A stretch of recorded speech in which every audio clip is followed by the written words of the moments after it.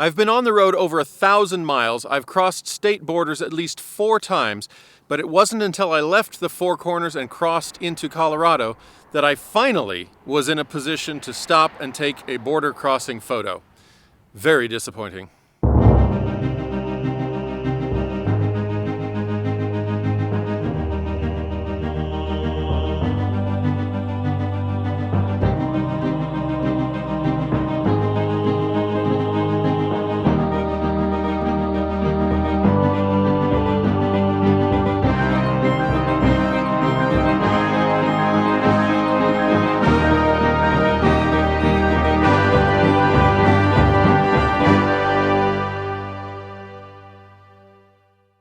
Previously on A Body in Progress. While driving about 8 or 9, absolutely one hand in, took my victory. And in keeping with the theme of the trip, I would continue to shell out a lot more money than expected.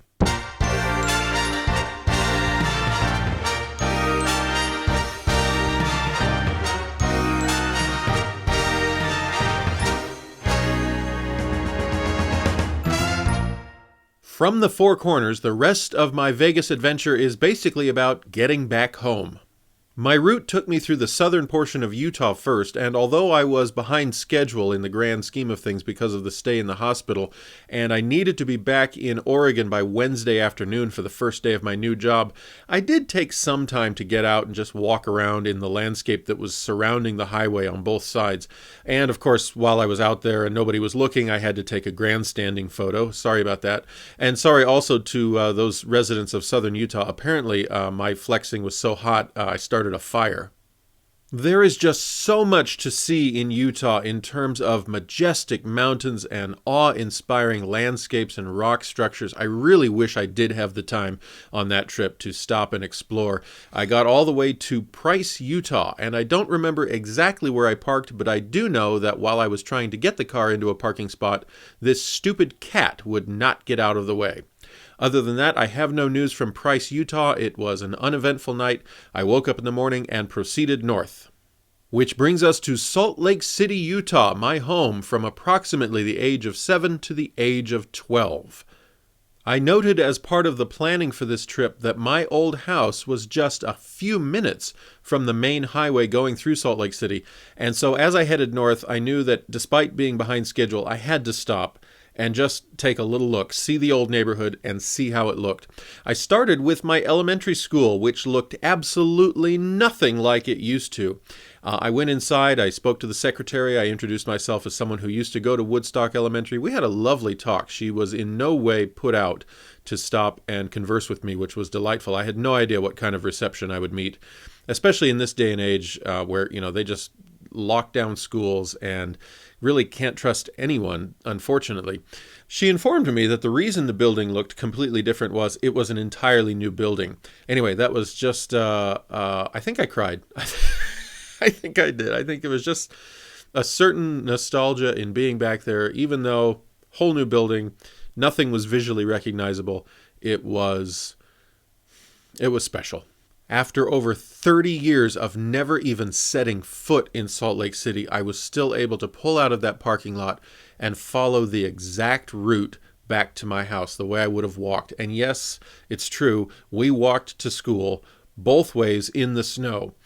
It is, however, entirely flat, so I can't say we walked uphill. It's also a lot shorter than it was when I was a kid. It really was, oh, we're here, back into my old neighborhood. What fascinated me most was nothing had changed. I don't know, maybe people put new paint on their house, changed their house colors, but I recognized so many of those homes. The doorways were the same. Everything was the same. Let's go to some footage I shot while I was actually standing right there on the corner at 6303 South Lorraine Drive. I am here on Lorraine Drive, a street I have not stood on since the 80s. This is in Salt Lake City, Utah, where I lived from about 1980 to about 1986. And actually just off to my left is the house that I lived in. I'm going to try to get some pictures and maybe a little walk down memory lane here before anybody calls the cops and wonders who this weird guy with a video camera is.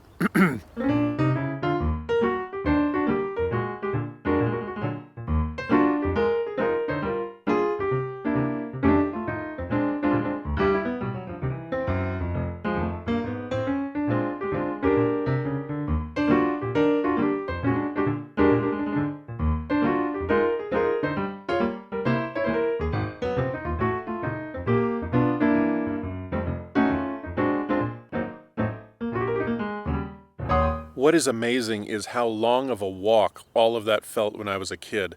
I just went down to Randy Lou's house from my house in a matter of seconds just now. And it always felt like this long walk when I was a kid. Just perspective is hilarious. All right, that's enough to talk about there. We need to get back to the trip. I need to wrap this up, and so let's proceed north to Roy, Utah. This is exciting. My car has long had a shimmy when you get up to about 65 or 70 miles per hour. It's been there basically since we got it, and my wife and I have learned to basically just ignore it. But as I was driving somewhere around Arizona, even before I got to the Four Corners, I noticed that shimmy, or I detected, I sensed that shimmy was getting worse. By Salt Lake City, I really felt that something was wrong when I was trying to drive 70 miles an hour. And as I left Salt Lake City, I thought, no, I got to look at this. So I got out and just did a cursory glance at the tires. And a cursory glance was all it took to see the problem. I was not going to risk another 400, 500 miles. I don't know how far I had to go at that point on those tires. I stopped by a tire place. They took one look at it, and the guy said, yeah, that's ready to go at any minute. And so we did get 2 new tires for the front there, adding another $200 to this trip, $150, I forget. But it was mid-afternoon when I crossed the border into Idaho. But even before crossing the border, I had started to wonder, where could I do 50 push-ups in Idaho, someplace scenic and memorable? I don't really know the state very well. I happened to stop at a rest area just north of the Idaho border and discovered a little visitor center with some information on beautiful sights of Idaho, of which there apparently are many that I just have never known of. One of them that I noticed was right on my route was Shoshone Falls. And so I decided to try to hit that, see if I could get there before it was too dark. Got on the highway and drove pretty fast. I won't say I broke any speed limits. But I did happen to get there. It was kind of dusk. The sun was, I think the sun was already actually gone. It was below the horizon when I pulled in, and 50 push-ups began.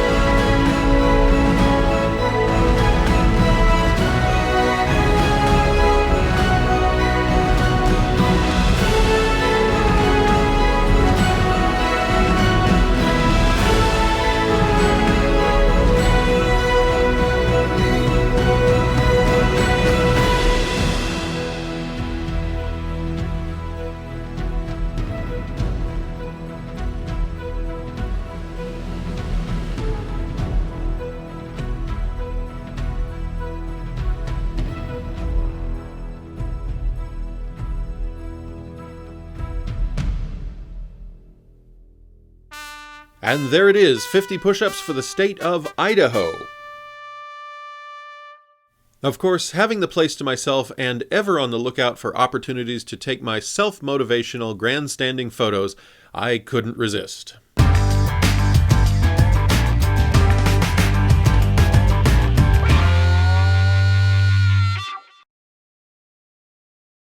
Moving on from there, I crossed the state border into Oregon at the city of Nyssa.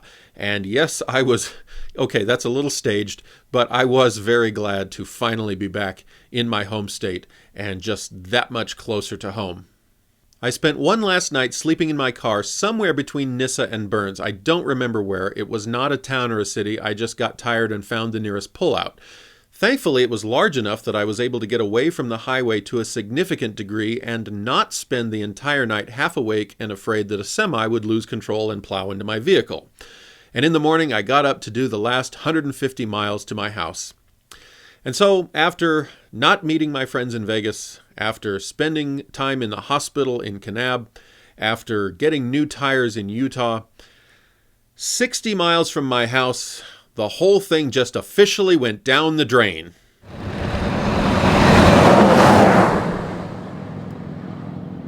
Over 7 days and 1,300 miles, and it all ends here. The little gray car has died about 60 miles short of Bend, 80 miles short of my home, and my wife had to come pick me up. And now we have to figure out how to get the gray car 80 miles back to a repair shop and pay for whatever's wrong with it. And the whole car started shaking, so I pulled over, I stopped, I shut the car off. I thought, oh no, is it maybe the oil? Did I just fuse the entire engine into one block because the heat melted everything because there was no oil? I turned the key to start it again. It ground a little, but nothing was turning on. I couldn't even get the emergency lights to blink. It was done. And so I called my wife, I explained to her, and then I started calling. I actually had her get me the phone numbers of some tow agencies in Bend, and started calling them, and they were quoting me $500, $600 because I was 40 miles out of town. I didn't really know what to do. I called my wife back. I said, whatever we do, we'll have to solve this later when I figure out how much money we've got and what we can actually afford. Just come and get me. And she came and picked me up. She took me home. We thought about what to do.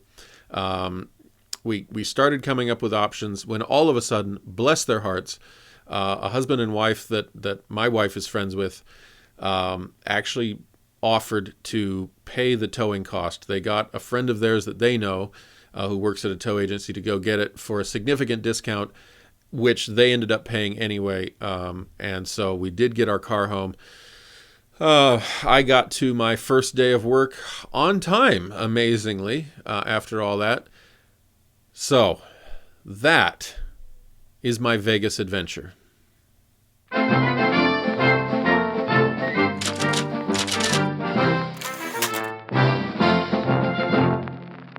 In Vegas Part 3, I mentioned my opportunity to meet and talk with Brandon Foken, and I mentioned the fact that I bought some of his peanut butter. $10 a jar. This stuff is gold. In March of 2020, he was on Twitter promoting his peanut butter, and so I left him a link to that episode. I didn't really expect anything out of it. I think mostly I was just going for some shameless promotion for my video series. But he watched it, and he wrote back. Thank you for the kind words. Means a lot. If you don't mind, send me your mailing address. I'd like to ship you some gold so you don't have to hold on to the jar you have. Least I can do for the kindness you showed me and my brand. Now, my video series on YouTube has maybe 100 subscribers and even fewer viewers per video, so I didn't really expect my video series to suddenly be any kind of positive boon for his business. So the fact that he would send me a free jar, I thought was really quite an honor. I was touched just reading that message. A few days ago, I got a package in the mail, and this happened. It is the evening of March 13th, 2020, and true to his word, Brandon Foken has sent me a jar of peanut butter. Compliments of Foken Nuts for presenting it in an earlier episode of my Vegas trip, which I find touching at this point because He just recently, or they just recently, shut down all the vendors for the Mr. Arnold, the Arnold Expo, the something something Arnold that he was planning to be at. Actually cost him a lot of money. I almost feel bad now. I almost feel like I don't, and he sent, holy cow, sent 3 jars. Okay. Wow. Nuts about cookies and cream flavor. You probably can't even read that from there, but can I get a light on it? I'll get close-ups later. Oh my goodness, it just keeps going. Brandon, you're too nice. Nuts about cookie dough. Nuts about brownies. And what is this? Sample size jars, it looks like. Nuts about white chocolate. And crunchy nuts. Well, that is way more than I was expecting. I am touched.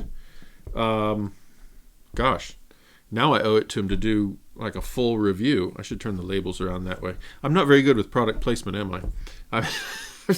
There we go. All right. Wow. Thank you very much to Brandon. I look forward to trying those. And now that I have 4 jars and 2 sample jars, I will definitely try some. I will definitely dig in. And I will create an episode where I document the taste testing experience. And that is everything I have for you from my adventures to the 2019 Mr. Olympia.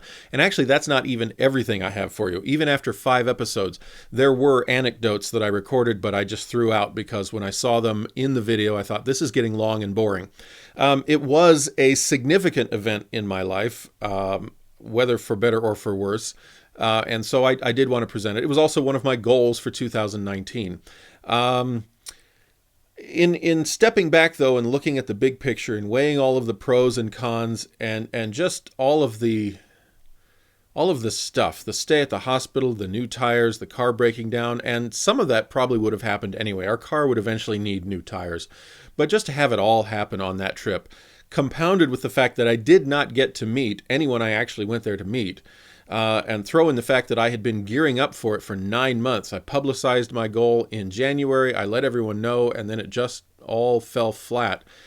On the spectrum of success versus failure, I'd have to say I put this trip on the fail side of the line. It was not an epic fail. I met some cool people. I got in push-ups in 6 states that I wouldn't have gotten. But yeah, I left there just kind of feeling bittersweet.